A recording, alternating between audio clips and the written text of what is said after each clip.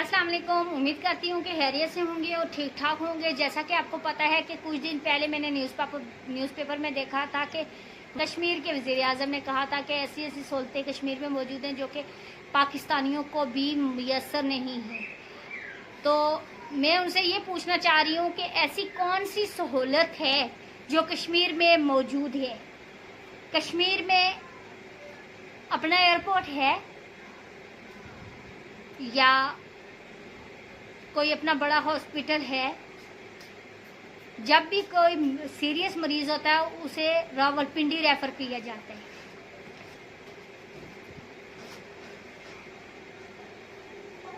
तो वो हुकूमतें क्या बनाएंगे, वो वज़ीर आज़म हैं, हुक्म के ताबे हैं। कोई रेलवे स्टेशन है, कोई एयरपोर्ट है, वो तो ऐसे इतनी लंबी लंबी बातें करते हैं ना जैसे कि कश्मीर में हर चीज़ मौजूद है। हालांकि ऐसा कुछ भी नहीं है। क्या कश्मीर में फैक्ट्रियां हैं? तो फिर कौन सी सहूलत है कश्मीर में?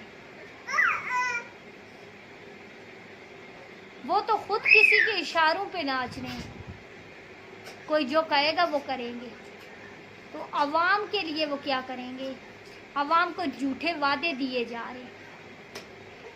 जब इलेक्शन होता है तो हर तरह की जो है तो वो लोगों से कहा जाता है कि जी आपकी मदद की जाएगी, आपके जो भी पूरे किए जाएंगे। लेकिन ऐसा कुछ भी नहीं होता।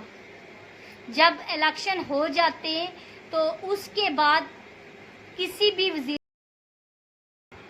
किसी से कुछ नहीं पूछना। हाँ, हमारे कश्मीर में सिर्फ ये होता है कि सिर्फ पानी वाले पाइप दे दिए जाते हैं रिश्वत के तौर पे। ठीक है जी, इलेक्शन में हम जीत गए तो ये आप रखें, पानी की सहूलत जो है तो आपको होगी। इसके अलावा कुछ नहीं। कश्मीर की सड़कें देखी जाएं तो उनको देख के तो आए दिन जो है तो आपको पता है कि हादसात हो रहे। तो किस वजह से हो रही? क्योंकि वहाँ की सड़कें बहुत ज़्यादा ख़राब हैं। अभी कुछ बेहतर हो रही हैं लेकिन फिर भी जो लोकल सड़कें हैं वो उनका बहुत ही बुरा हाल है। अगर बारिश हो जाए तो वहाँ पे गाड़ियाँ चलना मुश्किल हो जाती हैं। कोई गाड़ी वाला सुनता ही नहीं है कि उस गाड़ी को उधर उस साइड पे लेके जाए।